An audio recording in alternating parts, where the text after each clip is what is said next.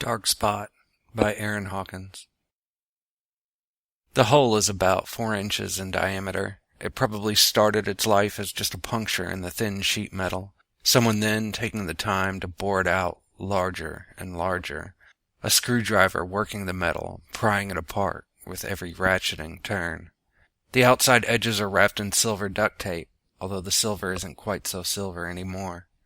Repeated use has left it dingy and gray. The tape is protection, a pitiful attempt to make it safe.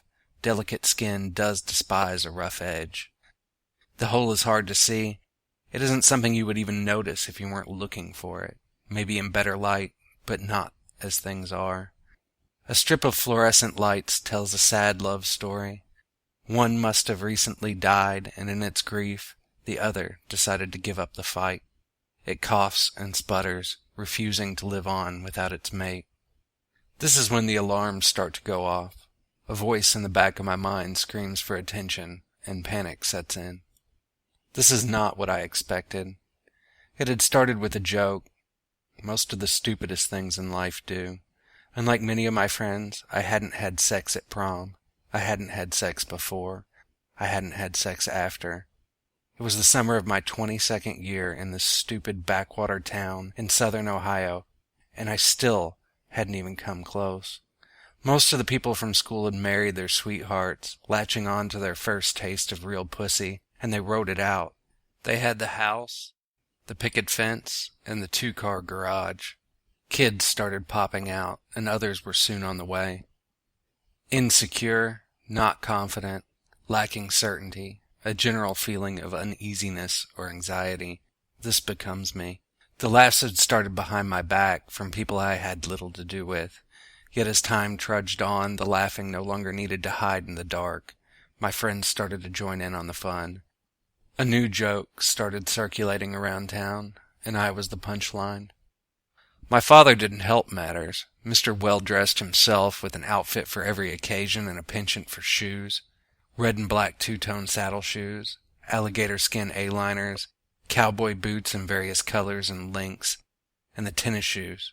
He had a new pair every day for weeks on end. He stomped all over my sexuality with those damn shoes of his. He walked the lines that connected all the dots, with the answer being that I'm my father, minus the wife and kids, of course. The new joke led to more discomfort, more insecurity. It festered and grew, boiled in my stomach, moved up my esophagus. Psychology versus biology in a showdown to prove which could cause me the most pain. I didn't even try to meet girls anymore. There was no point. They all thought I was a cock lover anyway.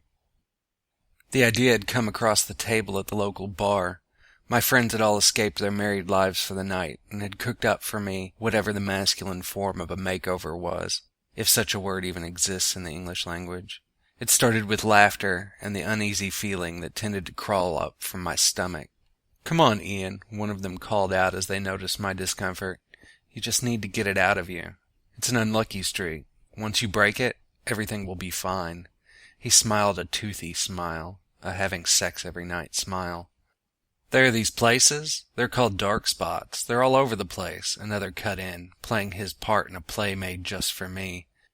He spoke as if he'd rehearsed it. "The roadside rest stops. You know what I'm talking about."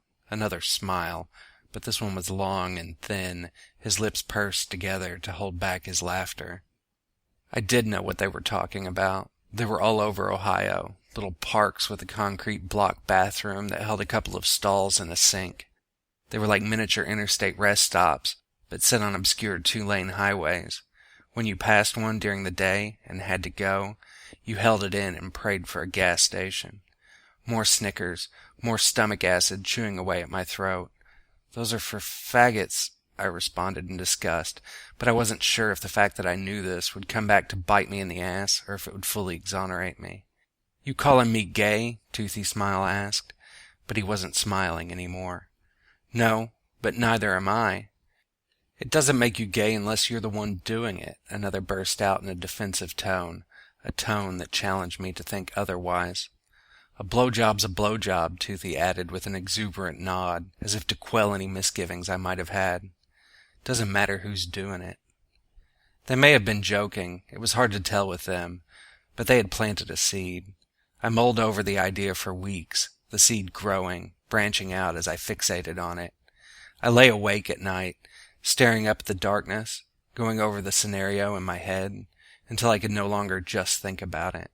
Until I was driving up US 23, fully intent on just letting the evening go where it dared. I pulled off the highway into the rough dirt, and the battle that raged in my head slowly calmed.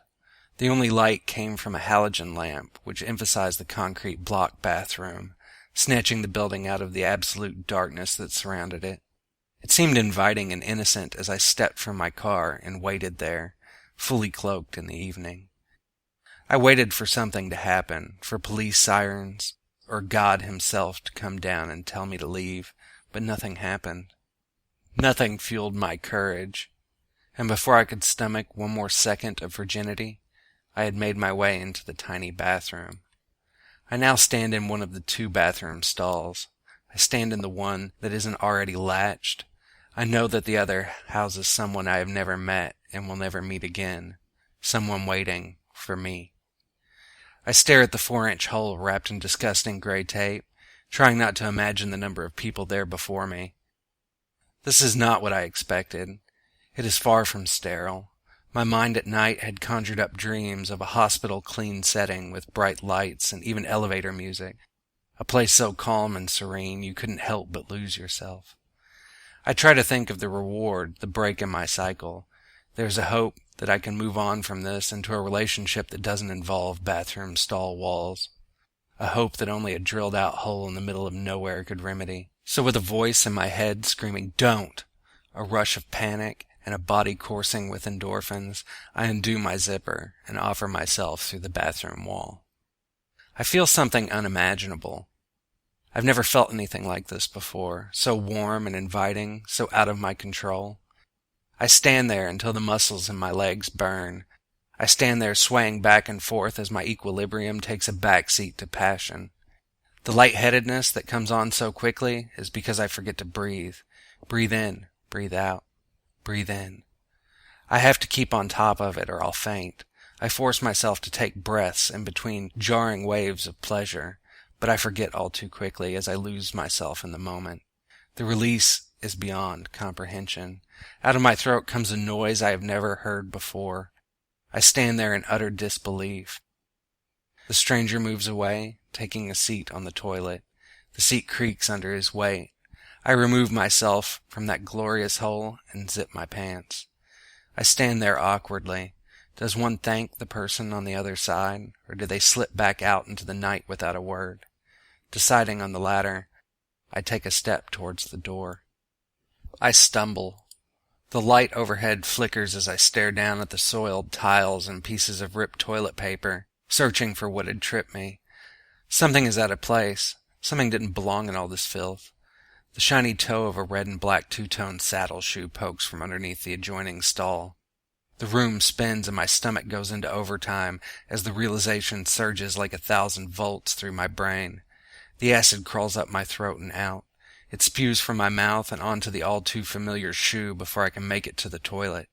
A well-known voice curses as the disembodied shoe kicks wildly at my leg. "Stop," I yell between heaves, head down in the toilet. "That fucking hurts." There's a brief moment before total recognition sinks in and the shoe goes limp. Instantaneously, the oxygen is sucked from the room, a lung-burning decompression, which brings a silence over the bathroom. However, the lack of air matters little. There is nothing to say between stall walls.